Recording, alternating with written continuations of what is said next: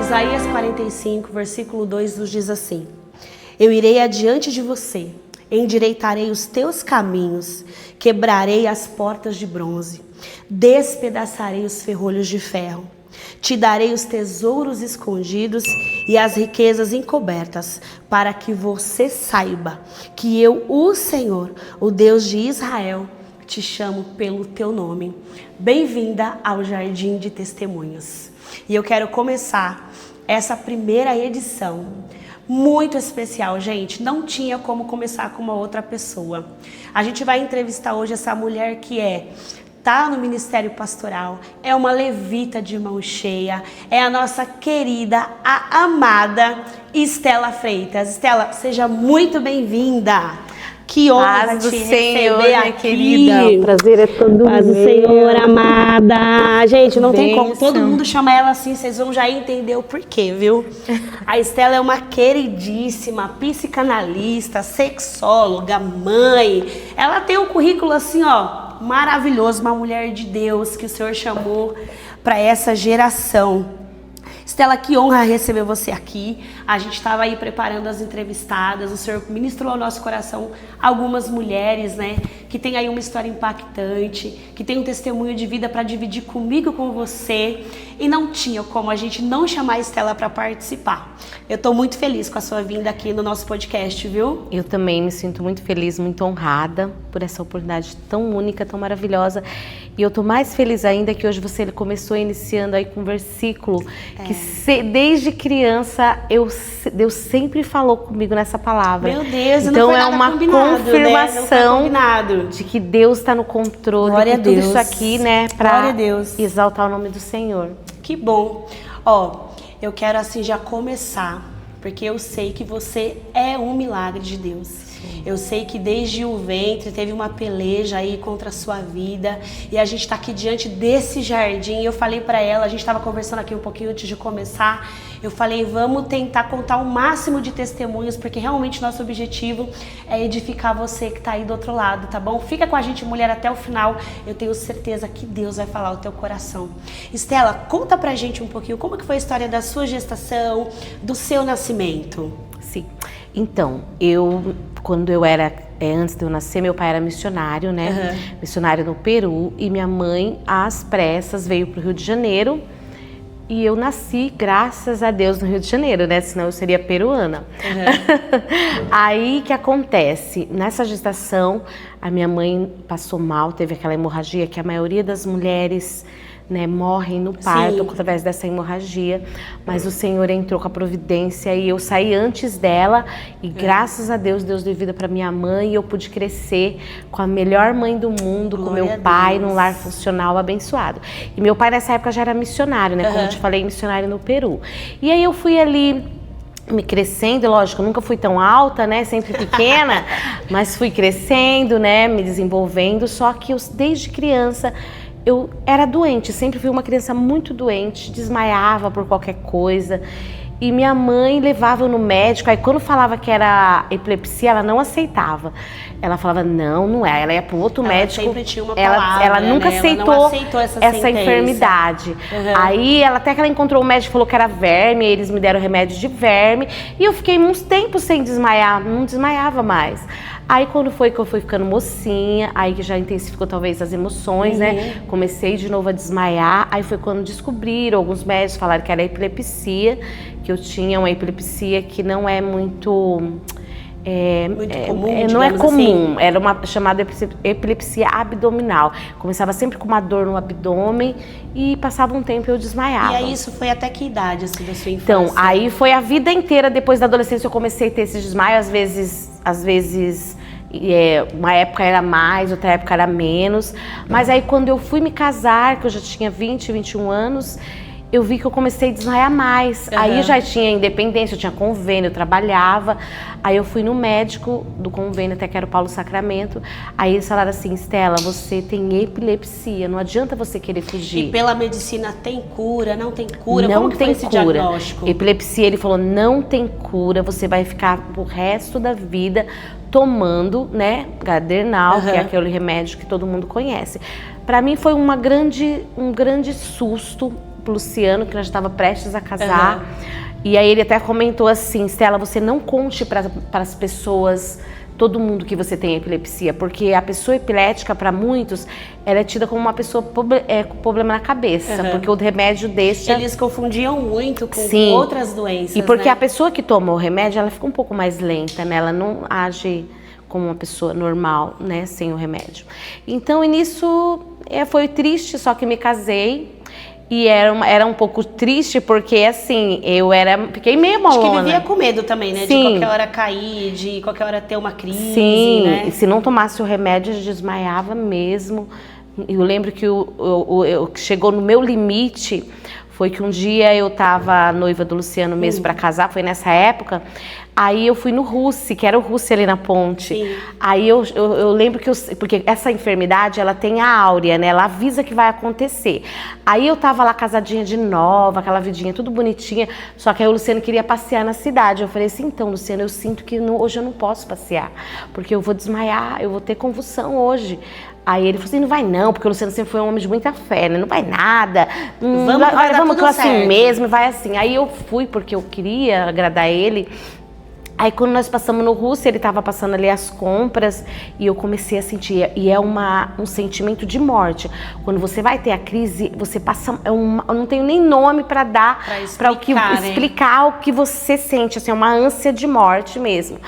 Aí eu falei pra ele, vem aqui, Luciano, eu vou desmaiar, vem aqui. E ele não, ele lá pagando as compras. A gente ainda era muito jovem, né? E ele não me deu aquela atenção. Aí eu lembro que só deu tempo de eu chegar nas pernas, assim, perto dele.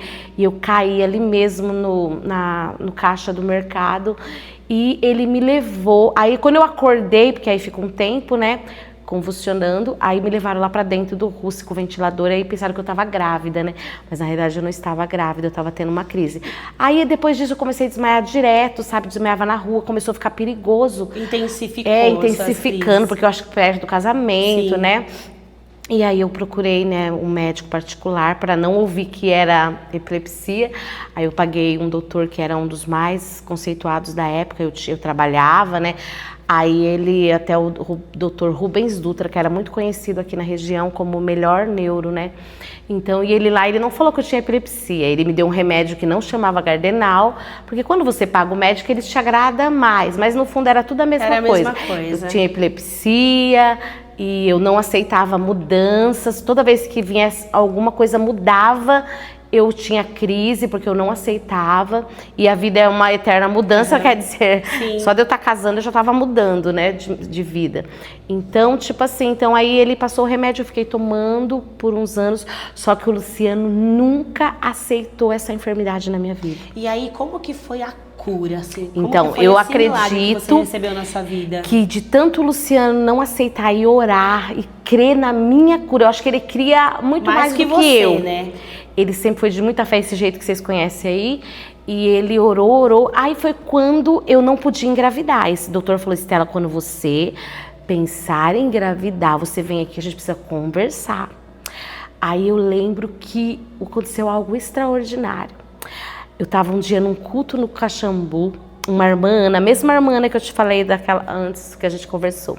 Ela chegou para mim e falou assim, Stella, Deus me mostrou que você está curada. Glória a Deus. Então é para você parar de tomar o remédio, ficar tomando, começar a tomar devagarzinho meio e vai parando, vai gradativamente, né? Porque você está curada. E eu acreditei literalmente naquela palavra. Glória a Deus. E comecei a fazer o que ela me mandou. Eu fui literalmente acreditei. Tomou posse da palavra Tomei que foi liberada sobre a sua vida. Acreditei, porque algo que era tão perigoso, né? Mas eu acreditei. E aí foi quando naqueles dias eu engravidei. Deus estava me preparando para engravidar. Glória a Deus, menina. E o médico tinha falado, não engravida, porque senão o bebê vai nascer com deformações e até pode nascer morto e vai ter que sair talvez já direto para a mesa de cirurgia para arrumar os problemas que ele viria. Aí foi quando Deus usou ela e eu engravidei, meu corpo já estava praticamente sem o remédio, só que quando eu engravidei eu entrei em pânico, né? Aí eu liguei pro médico, porque era médico particular, podia ligar a qualquer hora. Aí ele falou assim, nossa, Stella, então comece a tomar o remédio gradativamente. Olha, só que eu já tinha obedecido a voz de Deus. através da irmã Ana, do Caxambu, que eu faço questão de mencionar, porque ela é uma Deus mulher abençoe, irmã, de Deus vida, na minha viu? vida, sempre foi Que uma testemunho. bênção.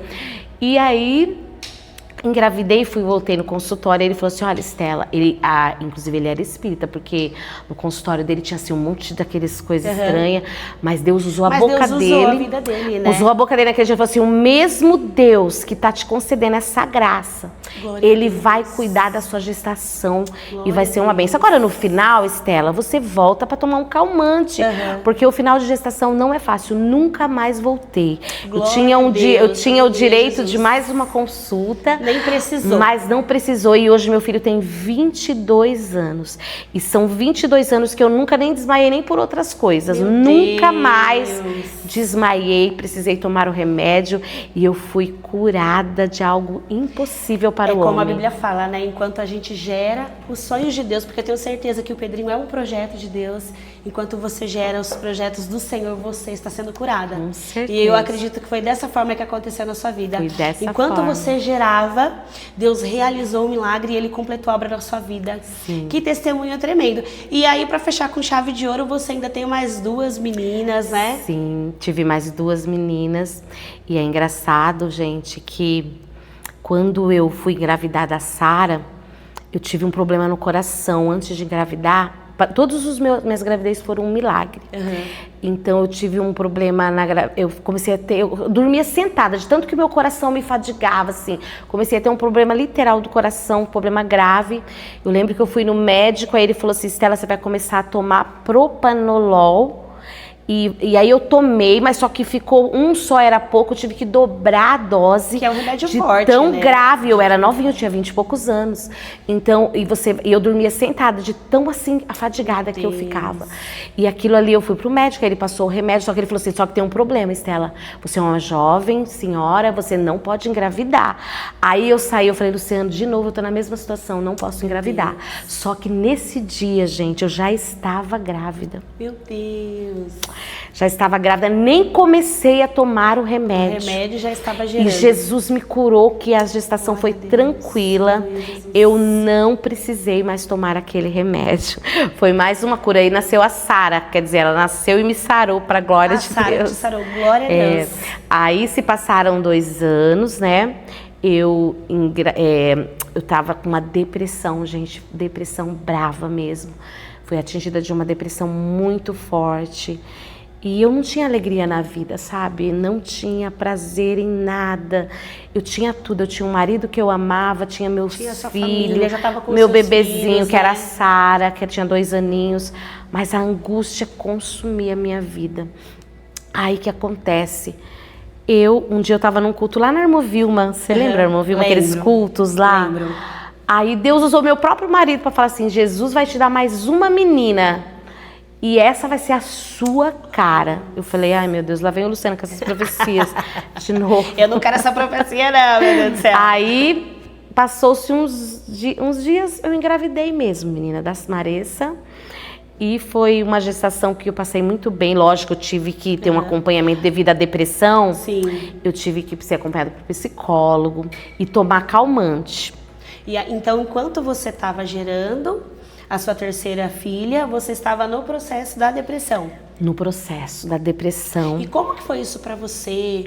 Como que foi quando que você realmente entendeu que você estava com depressão, que você precisava buscar ajuda? Eu pergunto isso porque tem muita gente que está nos assistindo agora, até às vezes por ser da igreja, ainda tem uma certa barreira, tem uma certa resistência, preconceito. Não, imagina que eu vou ter depressão. Mas isso acontece, gente. E depressão é uma doença, ela precisa ser tratada com o remédio da terra, os recursos da terra, mas com o remédio do céu. E aí eu queria, Estela, falar um pouquinho dessa experiência. Sim. Como que foi que você caiu em si? Você falou, nossa, realmente eu tô com depressão, eu preciso de ajuda. Então, a minha primeira crise de depressão começou por um episódio que aconteceu na igreja mesmo. Por isso que eu falo, a igreja é um lugar que a gente tem muitas experiências boas e ruins, só que tudo coopera, né? é cooperar tudo para contribui. o seu bem. Mas tem hora que a gente não entende os processos que a gente tem que passar. Como eu te falei, nós éramos ali do Caxambu. éramos líderes da mocidade, não primeiro líder, tipo assim, segundo ou terceiro líder, nem lembro. E eu era regente há 7 anos da mocidade. Eu amava reger a mocidade, pra mim era um filho a mocidade, assim. Eu lembro que eu levava papinha, porque era hora do almoço, o Luciano trabalhava. Junto, eu só tinha o Pedrinho nessa época, que começou a depressão. Então, aí, de repente, Deus tinha algo na nossa vida lá na frente, que depois eu fui entender. Aí eu comecei a... um dia nós chegamos, o pastor tirou toda a liderança e me tirou da mocidade. E eu cheguei e já tinha outra pessoa no meu lugar. Foi uma ruptura na sua vida, Foi. né? E aquele dia o meu chão abriu e eu realmente comecei a ficar muito triste, muito magoada. Fui me deixando mesmo a raiz da amargura. Você foi deixando isso crescer dentro de você, crescer dentro de mim. Chorava toda noite, toda noite. E o Luciano não compreendia essas coisas. Falava, o que é isso? Para Por que só Por chora, que só né? chora? O que tá acontecendo com você? E foi uma luta porque foi uma batalha só minha e de Deus. Eu não contava pra ninguém, a não ser pra minha irmã que já tinha passado por algo parecido. E contei pra ela, mas ela não podia me ajudar porque ela tinha a vida dela, eu tinha a minha. Então começou ali uma grande batalha. Foi um conflito interno mesmo que você sofreu, né? A gente estava conversando um pouquinho antes de vir pra cá e a Estela estava comentando muito essa questão de você ter um cargo na igreja e de repente você se vê sem aquele cargo. É como se você, ela estava explicando, ficasse sem chão naquele momento, porque na verdade o teu amor ele não estava totalmente em Cristo, mas ele estava não em fazer a obra, em servir, mesmo quando você não está em algum cargo, mas você tinha aquilo como uma posse sua, né? Como se aquilo me pertencesse. Isso que foi o gatilho para você. Fala um pouquinho pra gente sobre isso. Sim, com certeza, porque muitas vezes você tem um cargo na igreja e é um status para você, né? Naquele tempo eu era jovem, para mim reger a mocidade era, nossa, tudo de bom, né? Aí de repente Deus que tinha algo mais elevado para mim, eu não compreendi. Que naquele momento você não entendeu, né? E aí eu achei que tinham arrancado alguma coisa de mim. E ali eu comecei a entrar nesse estado de chorar, de tristeza, de tristeza, de tristeza. E pra falar a verdade, dali pra lá eu nunca mais fui a mesma pessoa. Aí eu lembro que eu trabalhava nessa época, eu ganhava meu dinheiro, tinha carro novo. Minha vida era super tranquila, assim, de bênçãos de Deus. Mas nada mais tinha sentido pra mim. De repente o mundo desabou. Ficou branco e preto. Era eu e Deus, ninguém me compreendia. Eu lembro que eu olhava pro Pedrinho nessa época, ele tinha 2 aninhos. Eu falava, coitado desse menino ter uma mãe como eu, que não tem alegria. Eu lembro que nessa mesma época eu comprei um móveis moldulado para nossa casa. E eu lembro que o cara chegou o dia para montar os móveis. Eu falei, meu Deus, nada disso tem sentido para mim.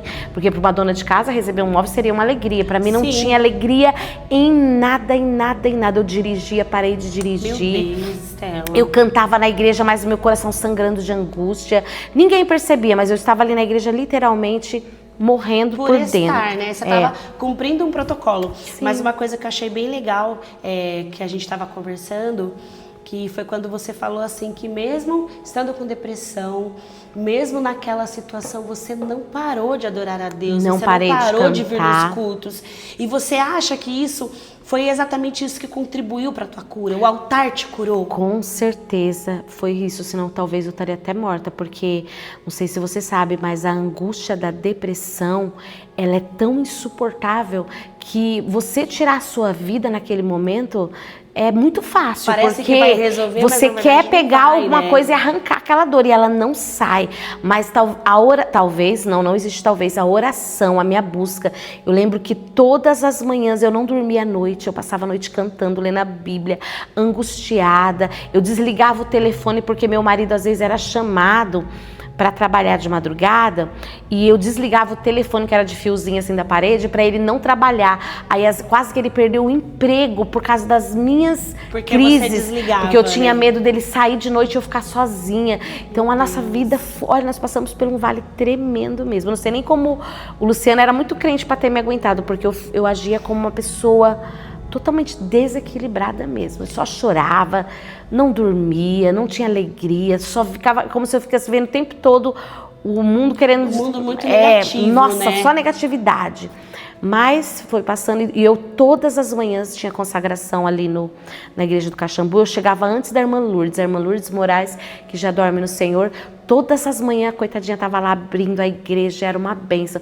E eu chegava antes dela, de tanto desespero, de querer orar, de querer estar na presença de Deus para receber a cura, porque eu estava totalmente desnorteada. Mas aí passou-se o tempo, eu mudei de bairro, como eu te falei antes, mudamos aqui para Vila Nambi, e eu lembro que era aquele desespero, aquele medo continuava. E aí eu fazia de tudo para ter amizades na igreja, para as pessoas me amarem, para ver, eu acho, porque eu era tão carente de amizade, por isso que eu falo, às vezes você vê uma pessoa assim carente, meio afoita, não julga essa pessoa, às vezes até que se meter em assuntos que nem só para ser aceita nos grupos. Alguma coisa está acontecendo, a gente não pode julgar. Eu estava ali totalmente, só que eu não contava para ninguém a minha situação, porque falar de depressão naquele tempo era muito tabu, era, muito diferente do que era é dizer hoje, que você estava em pecado, que você estava, alguma coisa errada estava com a sua vida. Então você tinha vergonha, você sofria sozinha, você e Deus, e era torturante essa dor. E como que foi assim? Você havia falado para mim que esse processo durou em torno de uns 2 anos. E como que foi o processo da tua cura? Então, esse processo durou 2 anos intensamente, né? Mas quando eu mudei para cá, para Rui Barbosa, eu lembro que nesse desespero eu não queria ficar em casa.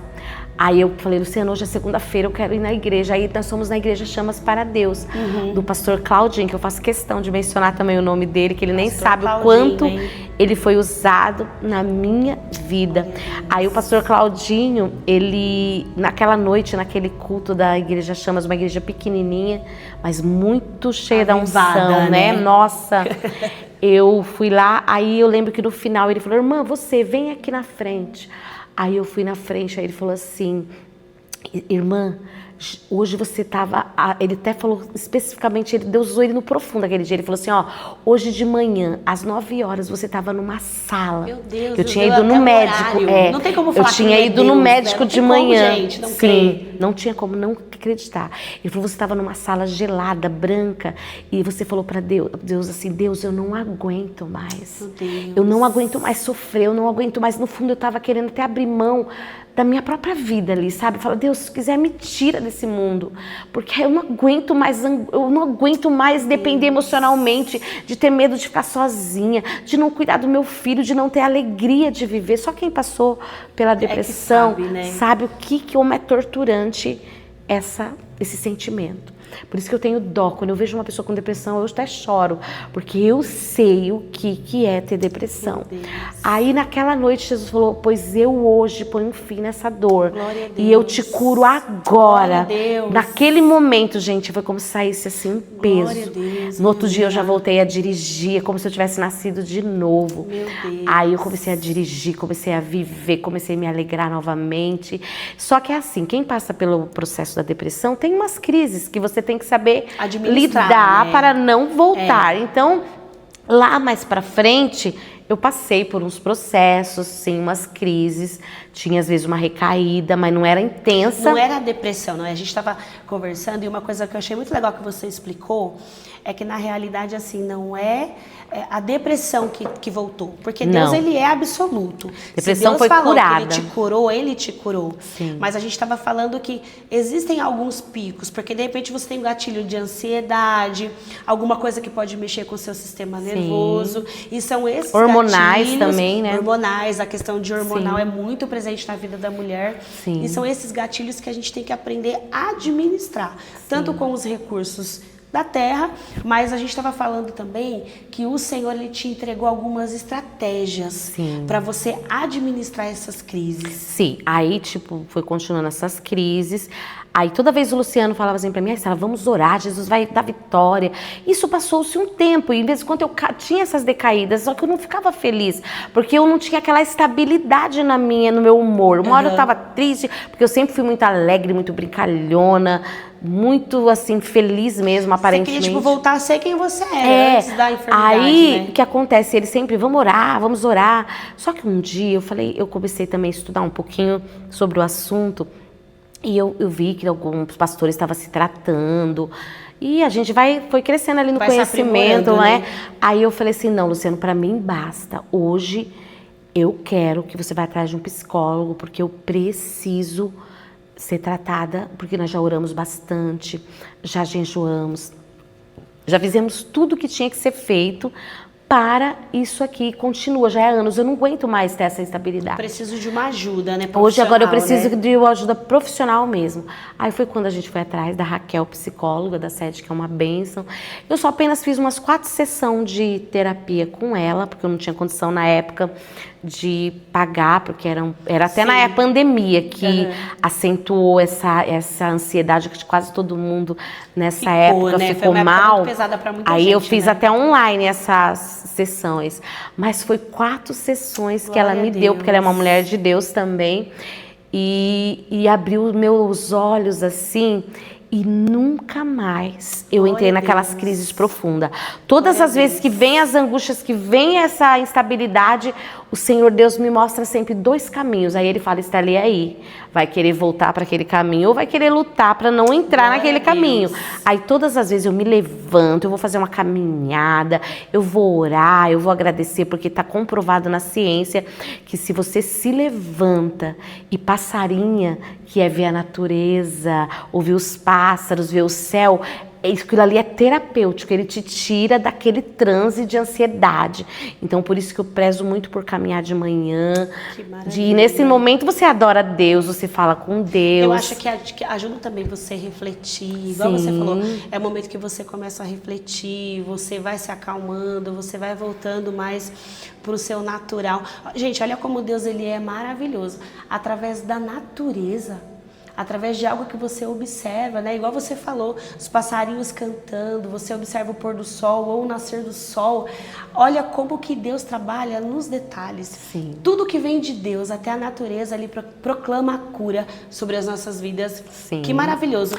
Eu queria assim que você, nesse momento que a gente está falando sobre a depressão, deixasse uma palavra, principalmente para as mulheres que vão assistir esse podcast, que estão passando por um momento difícil, mulheres que não conseguem sair dos seus quartos, mulheres que não têm força, né? Que você deixasse uma palavra de ânimo para a vida dessas mulheres. Olha, existe solução sim para a depressão. Eu sou testemunha viva que a oração, né, os propósitos, com certeza vão te ajudar muito.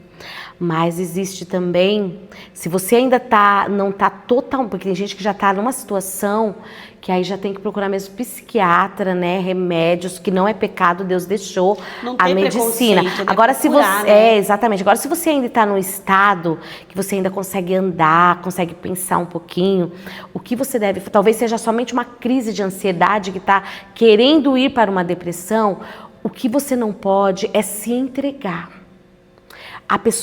A depressão é decisão. Eu coloquei na minha mente. É decisão. Você vai decidir. Luto, né? Morrer na depressão ou viver. Você acha que vale a pena viver ou vai querer morrer? Vai querer que essa sua história, essa vida que Deus te deu se acabe? Então, eu acho que é uma decisão. Eu nunca que eu estive em depressão, eu desejei morrer. Teve momentos que a dor era tão grande que eu queria fazer alguma coisa para acabar com a dor. Né? Que Deus tirasse a minha vida. Mas eu nunca desejei morrer, porque eu sempre amei a vida. Eu sempre achei a vida maravilhosa. Só que aí o que eu fiz? Eu lembro que todas as vezes que, se eu ficasse muito na cama, eu piorava, mas se eu levantasse cedo e fosse passarinhar e fosse tentar ver a natureza, tudo naquele dia mudava e eu conseguia sair da crise. E outras coisas, procurar ajuda terapêutica também. Eu sou totalmente a favor da terapia. Não porque eu sou terapeuta hoje, eu só fui ser terapeuta porque eu sei o quanto uma terapeuta cristã. A psicologia é uma bênção, eu dou muito valor, só que quando existe mais os valores, existe Jesus na psicologia, Cristo, né? Pode transformar a sua vida, pode mudar, porque é Jesus que é o centro, né? Glória a Deus. E porque tudo que a psicologia ensina, muito tem a ver com a palavra de Deus. Esse livro aí tem a cura para tudo, tem o ensinamento para tudo. Verdade. Então, a psicologia com Jesus, com certeza, ou Jesus com a psicologia, que eu acho que Jesus tem que ir na frente, né, vai tirar você dessa crise, vai tirar você e você vai ser curado em nome de Jesus. Só não se entregue. Uma coisa que eu percebia, que o dia que eu dormi até tarde, quem tem essa crise assim de emocional, não pode ser essas mulheres que dormem até meio-dia, sabe? Assim, aí a pessoa se entrega. É decisão. E você também decidir criar uma rotina. É, rotina. Sair, não se entregar, né? Sim. Pro desânimo, pra tristeza. Você decidir lutar, literalmente, Sim, né? lutar. E se você, como diz a Bíblia, né?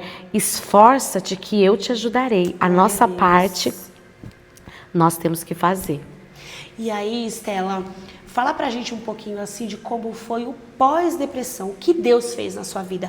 Porque assim, a gente sabe que na vida do cristão, na vida de qualquer um de nós, toda situação ruim, quando ela está movida e direcionada pelo Espírito Santo de Deus, ela sempre nos leva a algum lugar.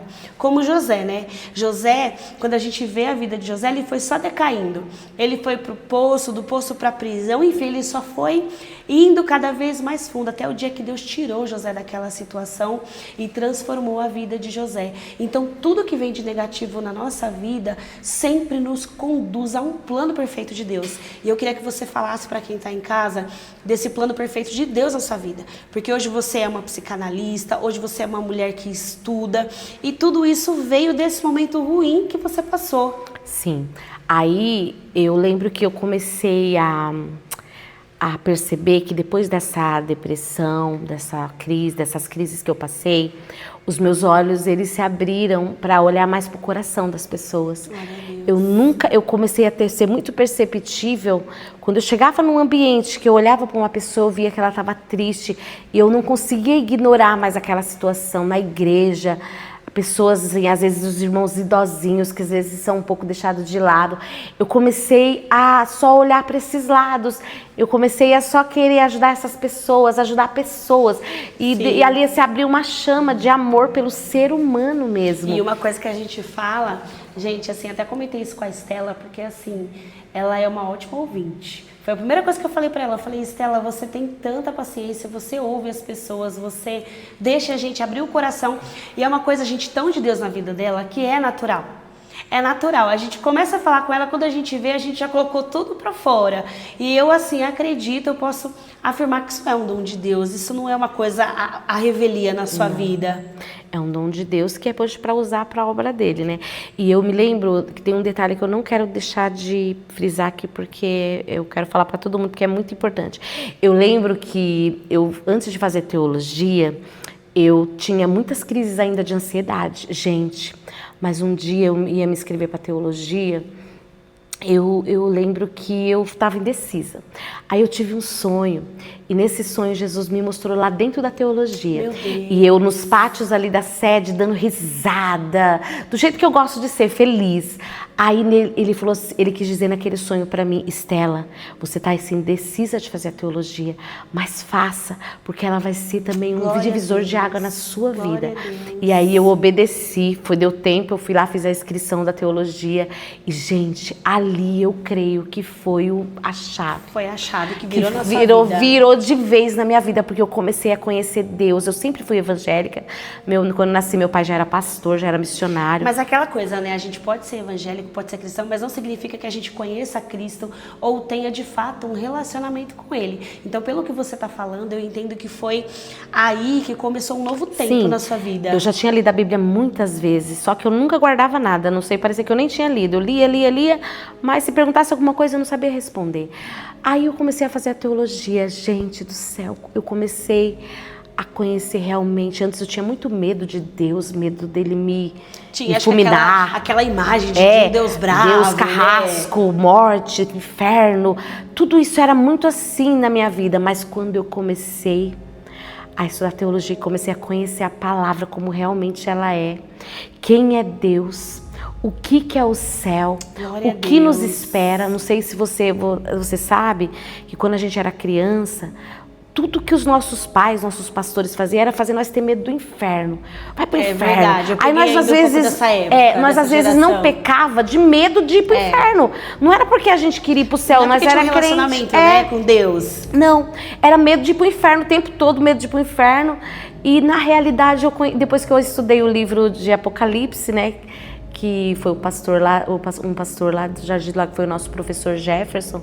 Meu Deus, quando eu fui conhecer o que Deus tem para nós, Glória quem é Deus. Gente, teve um dia lá na sala que quando começou a falar do céu, todo mundo começou a chorar e querer ir pro céu. Ele falou, meu Deus, vou parar, senão todo mundo vai querer morrer. Daqui a pouco tá todo mundo em línguas. Porque o que nos espera... Glória a Deus. Se nós soubéssemos o que é o céu, ninguém mais queria estar vivo nessa terra.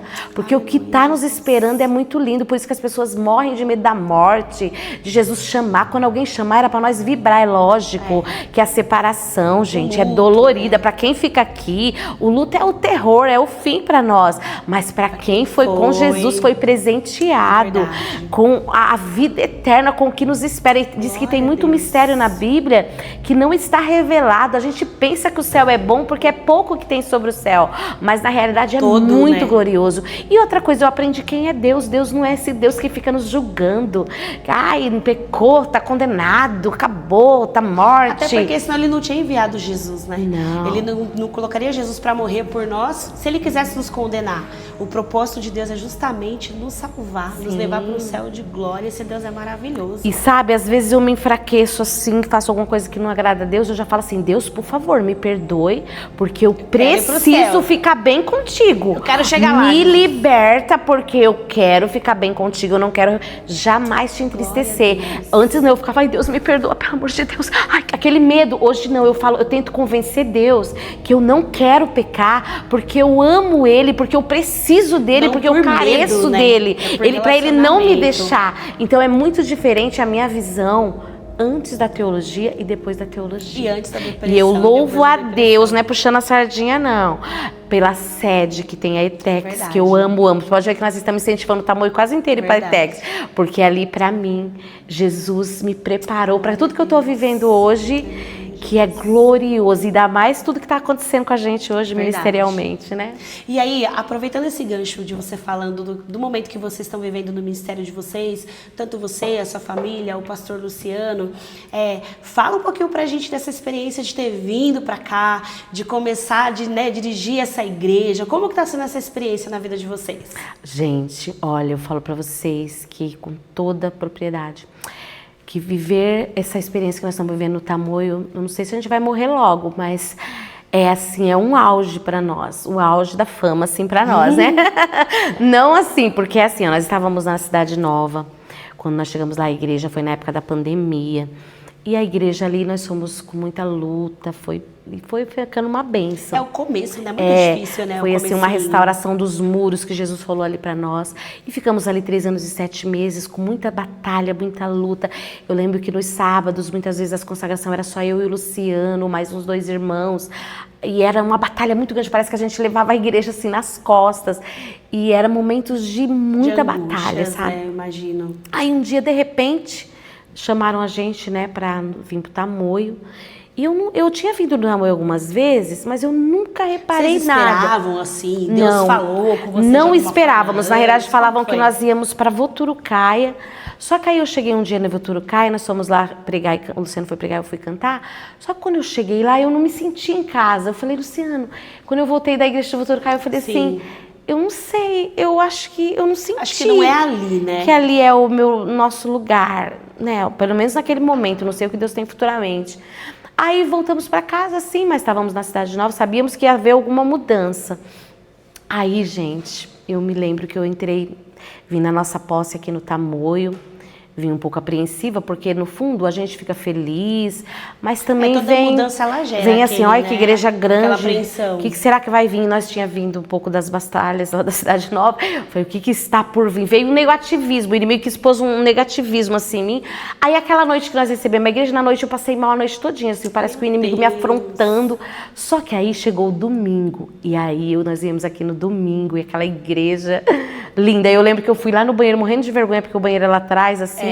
Aí quando eu cheguei lá fora, Deus falou assim, olha para essa igreja. Aí eu olhei, aquela igreja imensa, linda, maravilhosa, aqueles louvores.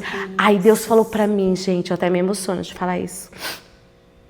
Aleluia, Jesus, glória a Deus. Aí naquele momento, fique à vontade. Deus falou assim, tudo que você pediu, que você clamou, todos esses anos ali, eu estou te dando, olha aqui, tudo, tudo. Porque eu e o Luciano, nós sempre fomos muito de igreja, muito animados, sabe? E não é fácil. É uma entrega, eu saí da Rui Barbosa também, entrega, né, gente? né? Antes de ir lá, eu fui para Rui Barbosa. Eu saí da Rui Barbosa, que é uma igreja intensa, né? Então, e aí quando eu cheguei, que Deus fez eu olhar para aquela igreja que tá cada dia mais maravilhosa, né? Cada dia mais crescendo, né? Deus falou assim, ó, tudo que você queria tem aqui para você.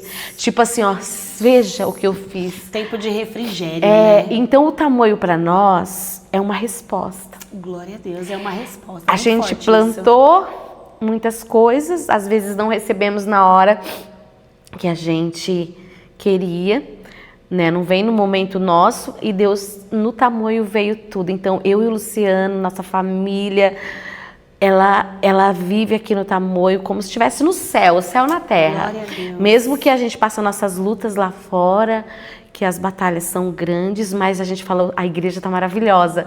Então tá tudo bem. Acaba sendo um lugar de refúgio também, então né? tá tudo bem, porque aqui a gente vem nas consagrações, a gente se derrama, os cultos têm sido glorioso, gente, que é uma olha, bênção. Você é suspeita pra falar. a gente fica até, acho que o povo acha que a gente quer engrandecer o tamanho, mas não é isso. É que realmente para nós, para minha família, é um momento de muita mover de Deus, alegria, né? E é aquilo.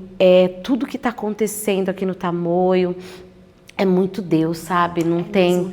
Até esse momento nosso aqui, ó, é Deus. Exatamente. A gente entendeu? vê que são os projetos de Deus. São coisas que nós não sonhamos, sonhamos, nem imaginávamos.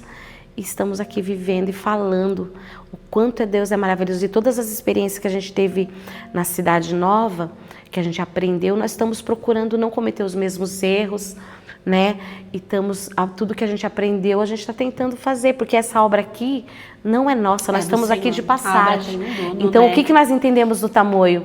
Não é nossa. Glória a Deus. E ele tem que ser o pastor, ele que tem que ser, que tem que comandar. Então, se ele estiver no comando, a gente, se tiver algum problema, a gente vai orar, ele vai ajudar a resolver, vai tratar, e a gente não quer perder ninguém, né? Eu falo, Jesus, nós não queremos perder ninguém. Nós só queremos que venha mais. Quer agregar, né? Aqueles que precisam de uma restauração, de uma cura, de uma libertação que o Senhor venha fazer, e que eles não precisem sair para buscar em outro lugar. Aqui mas é que lugar de aqui, cura, né? nessa igreja, nesse bairro, Jesus possa dar tudo aqui. Porque aqui tem, né? Tem Aqui Jesus, tem gente. Deus. Aqui tem. E aí, eu queria que você falasse um pouquinho, para quem está em casa, para as mulheres de pastor. Inclusive, até citei para a Estela um vídeo que eu vi há um tempo atrás, que uma esposa de pastor foi acompanhá-lo numa ministração, e aí a pessoa que recepcionou falou, né, olha, você canta? Ela falou, não. Você dá uma saudação? Ela falou, também não. Aí ele falou, você faz o quê? Aí eu lembro que ela sabiamente respondeu, eu cuido dele enquanto ele cuida das ovelhas. Eu achei isso tão assim, isso me tocou de uma forma tão profunda, porque... Então aí eu vi esse vídeo e ele me tocou de uma maneira muito profunda, porque, na verdade, as esposas de pastores, né, às vezes são meio que invisíveis, assim, e por muitas vezes a mulher, ela não prega, ela não canta, ela não fala, não quer dizer que ela não faça nada. E isso realmente me chamou muita atenção, porque há um cuidar do pastor, e esse ministério, digamos assim, tá na mão da esposa. Com certeza. Então, voltando um pouquinho, antes de eu conhecer o Luciano, eu sempre fui muito ativa na igreja, né? A gente cantava, eu tocava, inclusive quando o Luciano me conheceu... Ela canta, viu, gente? Voz de anjo, assim. Depois eu quero que você dê uma palhinha do finalzinho pra gente, por favor. Então, eu tocava também na igreja, teclado. E o Luciano não me aprovava muito. Até ele um dia vendeu meu teclado, sabe? Eu fiquei sem tocar e nunca mais eu voltei a tocar. Como assim, pastor? Depois eu tive teclado, mas eu não tinha mais vontade, porque eu já estava cheia de filho, né? Afinal, 3 filhos, já não voltei. Mas quando eu conheci o Luciano, que a gente se casou, eu percebi que eu parei de ser eu. Eu comecei a descer e ele crescer. Aí teve um momento que eu fiquei até um pouco entristecida. Eu falei, poxa vida, eu era tão assim. Ativa. E de repente agora eu sou só a esposa de alguém. Isso me assustou e me entristeceu por um tempo. Até nesse período da depressão, esse foi um dos gatilhos Porque pro Luciano subir, eu tive que se anular, eu né? tive que me anular. Aí teve um momento que eu falei, que estranho. Parecia que eu tinha até ciúmes do Luciano, porque ele começou a muito crescer destacar, se desenvolver, né? e eu não parecia mais. E eu sempre, quando eu era solteira, sempre fui aquela menina do louvor, que fazia tudo, que era, você tá entendendo? Sempre na igreja nós fomos muito ativos, porque meu pai era pastor também, né? Aí, gente, só que até eu entender isso, doeu pra mim, porque ele não fazia nada, de repente ele começou a pregar, e Deus começou a dar os dons pra ele, todo mundo só queria falar com ele, só queria ver ele. Falei, que é isso? E eu ficava lá, e às vezes eu até achava que as pessoas não gostavam de mim, elas só me chamavam o Luciano, que me chamava só pra levar o Luciano, entendeu? Porque no fundo ele era o Virou cara. tipo a secretária, né? É, aí que acontece... Gente, eu tô abrindo meu coração pra vocês, porque essa é a verdade. Aqui não tem filtro, é essa a realidade. Essa é a realidade. Então, mas só que aí Jesus começou a trabalhar na minha vida, eu fui crescendo também espiritualmente. E hoje nós completamos um ao outro. Então ele não gosta de pregar, se a gente não vai cantar. Aí veio as crianças também, que hoje são mais velhos, mas sempre cantando desde pequenininho. Então ele não gostava de pregar e nós não ia cantar com ele. Então ficou um ministério que ficou uma harmonia, entendeu? E até mesmo hoje no pastoreando, ele fala assim, às vezes eu falo, você não precisa voltar a trabalhar, porque eu preciso ganhar dinheiro, né, meu filho? Aí ele falou assim, Stella, não tem como, se você voltar a trabalhar, você não vai poder me apoiar no ministério. Então hoje eu e o Luciano, nós somos uma pessoa assim totalmente alinhada. Só, né? Ele tá lá trabalhando, eu fico tentando resolver até com o Davidson mesmo, eu fico resolvendo as coisas pra ele. Todo mundo que liga, as irmãs que estão doentes, eu fico ligando se o pastor tá preocupado, eu coloco assim como se, né, eu e ele estivessem preocupados, que é verdade. E eu procuro fazer tudo que ele não vê, porque ele é distraído também, ele gerencia uma empresa. E é muita gente, a empresa ligando, é muita coisa. Na verdade, você nem procura. Eu acho que, na realidade, a mulher, a esposa do pastor, ela, de fato, tem essa sensibilidade por trás, né? De você ter aquele filtro, de você ver coisas que o pastor não está enxergando. Eu tenho muito medo do Luciano não dar conta de alguns detalhes, porque ainda mais a igreja do tamanho, é assim, pra gente foi uma alavanca grande, porque o povo do tamanho é muita gente, né? Então, assim, eu procuro fazer aquilo para a peteca não cair, né? Sim. O que ele não consegue ver, o que ele não consegue fazer. Então, assim, a gente é muito alinhado. Então, as alegrias que a gente sente, assim, é tudo igual. Então, hoje eu me sinto assim, que eu não me sinto humilhada, não me sinto rebaixada. Pelo contrário, eu sinto que nós estamos fazendo a mesma coisa, nós estamos juntos. Por isso que o povo fala pastora, mas não sou pastora. Mas, assim, é uma coisa... É um termo carinhoso, né? Que a gente é um termo carinhoso. E assim, a gente tá ali junto, nós somos um só, né? Então, e aí, pra gente fechar essa parte do ministério do pastorado, eu queria que você falasse para quem tá em casa, para aqueles que estão começando agora, né? As esposas que estão começando agora, o pastor acabou de ser consagrado, a gente sabe que tem muita dificuldade. Deixa uma palavra para incentivar essas mulheres. Então, o conselho que eu dou e dou para todas, já dei para algumas, se você, o marido, vai pastorear, você tem que estar ali do lado dele, quietinha na igreja, não se metendo em coisas que Deus não chamou você para ser pastor, é o seu marido. Agora você vai ajudar. Aí se você tiver alguma opinião, dê na sua casa. Uma visão diferente. Dê na sua casa, não atrapalhe, não desrespeite, se coloque no seu lugar. Porque aí vai fluir grandemente. Você vai continuar fazendo tudo certinho, mas você não foi você que Deus chamou. Foi o seu marido. O cajado não está na mão da esposa, está na mão do esposo. Uma verdade bíblica, né? Então tem pessoas assim que confundem isso aí, já que a mulher quer tomar frente às vezes do esposo. Eu poderia ser essa mulher, porque eu sou uma pessoa muito fácil de... Eu tenho facilidade de falar, de me meter nas coisas, eu não tenho vergonha. Eu poderia, mas Jesus me corrigiu lá no comecinho. Eu já contei pra você e vou falar aqui. Quando o pastor Paulo nos chamou para pastorear, ele chamou eu na secretaria com o Luciano e falou assim, Stella, eu te conheço bem, você fala tudo que você pensa, minha filha. E você pode ser uma benção na cidade nova, mas pode ser derrubar aquela igreja inteira também. Aí eu falei, nossa, pastora, assim, o senhor não podia falar assim comigo? Brincadeira. Eu aceitei, sabe? Porque eu sabia que eu era essa pessoa mesmo, porque eu tenho facilidade de me expressar, de falar o que eu penso. Então, ali eu aceitei aquele conselho, aquela correção, né? Aquele conselho, e eu acatei aquele conselho e falei até pra você antes que antes de eu sair da cidade nova, eu recebi um elogio que eu nunca... Eu falava, não é de mim que ele tá falando, não é possível. Ele falou assim, eu louvo a Deus pela vida da irmã Estela, que ficou todos esses anos aqui, nunca se meteu em confusão, nunca falou nada para entristecer ninguém. Então ali para mim foi um prêmio que eu recebi, porque me conhecendo é um milagre, porque eu realmente tenho muita facilidade de comunicação, né? Então eu falo coisa boa e ruim. Se vigiar, a gente passa do ponto, né? eu sou assim. Você bem como é. Mas é o conselho que eu dou para as esposas. Glória a Deus. Ser prudente. Glória a Deus. E aí, pra gente já ir fechando, gente, a gente já tá caminhando pro final, uma pena. Dá pra ficar a noite toda aqui conversando com a Estela, tem muita experiência para contar. Mas aí eu queria que você desse uma pincelada sobre a saúde emocional da mulher e depois a gente já fecha com um louvor, uma palavra, a gente vai fazer aqui um bate-bola rapidinho. Mas fala um pouquinho pra gente sobre a saúde emocional da mulher, que é a área que você atua.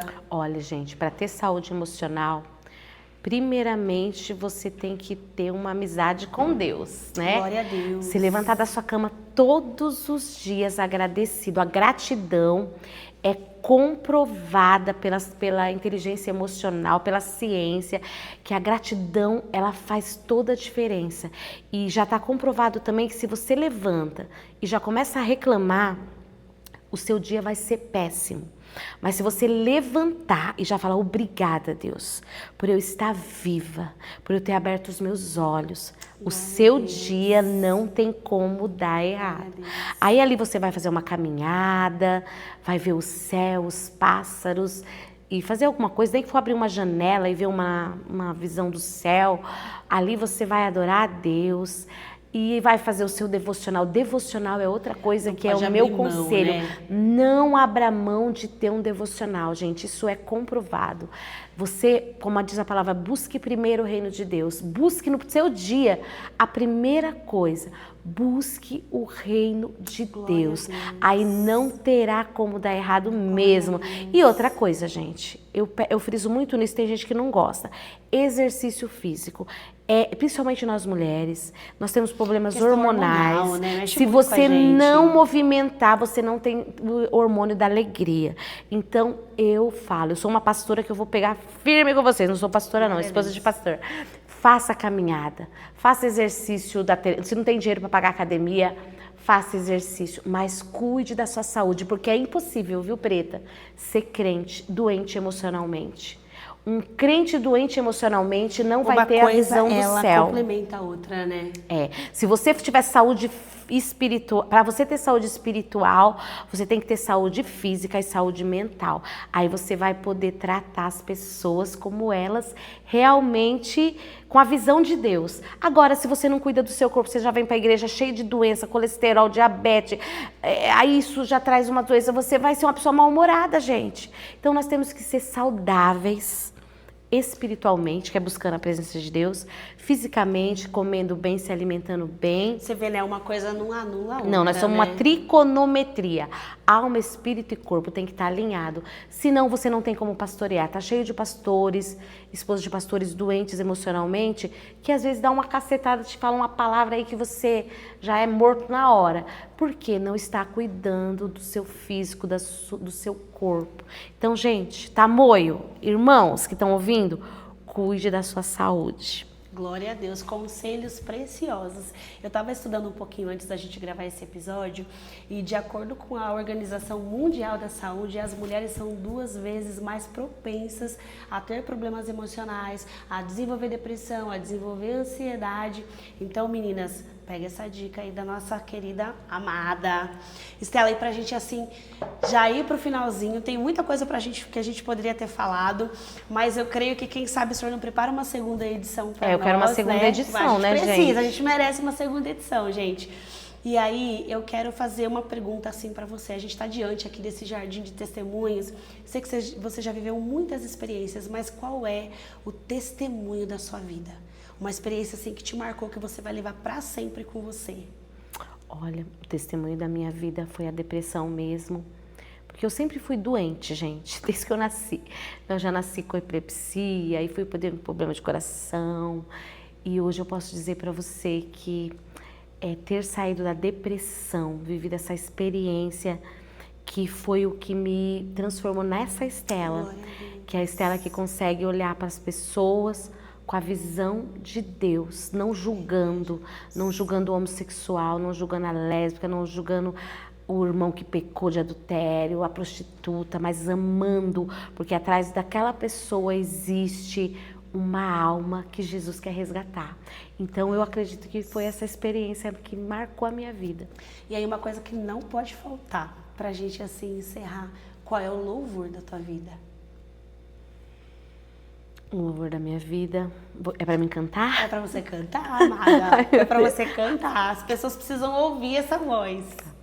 Distante de ti, Senhor, não posso viver, não vale a pena existir.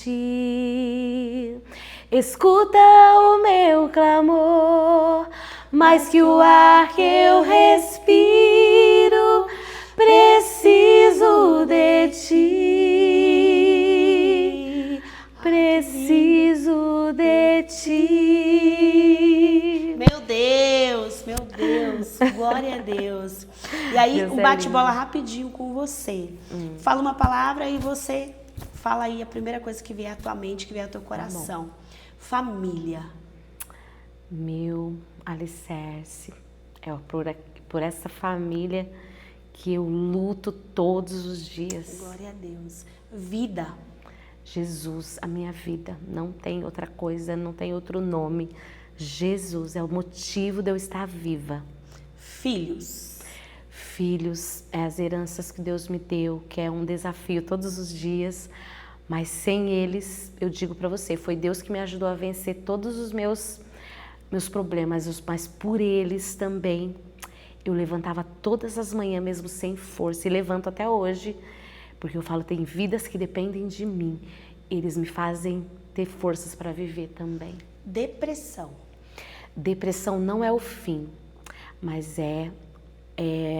tipo assim, vai contribuir para transformar você numa pessoa melhor, porque vai ser mais uma experiência que você vai viver para poder abrir a sua visão, para ver a vida das pessoas de uma forma diferente. Deus. Tudo na minha vida, tudo é o centro da minha vida, o motivo da minha alegria. Eu tenho plena consciência que tudo pode faltar, mas esse Deus não pode faltar na minha vida. Meu Deus, gente, que coisa maravilhosa. Eu vou levantar, eu vou te dar um abraço. Essa mulher, gente, ela é demais, não tem como. Eu louvo a Deus pela sua vida. Eu queria muito terminar esse podcast louvando mais um pouquinho para quem tá em casa. Mas vamos qual adorar agora? a Deus. Não, vamos cantar o Preciso de Ti, porque a gente precisa tanto dele, né? Então você tira o soprano e eu faço o contralto. Ah, meu Deus, não aguento não, mulher. Não aguento não, mulher. Vamos lá, mas estou indo inteiro? Não, só o então distante, tá bom. Senhor. Que eu nem ia lembrar a letra, né, gente? Vamos lá. Distante de ti, Senhor, não posso viver. Não vale a pena existir. Escuta o meu clamor, mais que o ar que eu respiro, preciso de ti, preciso de ti. Aê, glória a Deus. Beijo, pessoal. Amém. Até a próxima. Deus abençoe, gente. Tchau.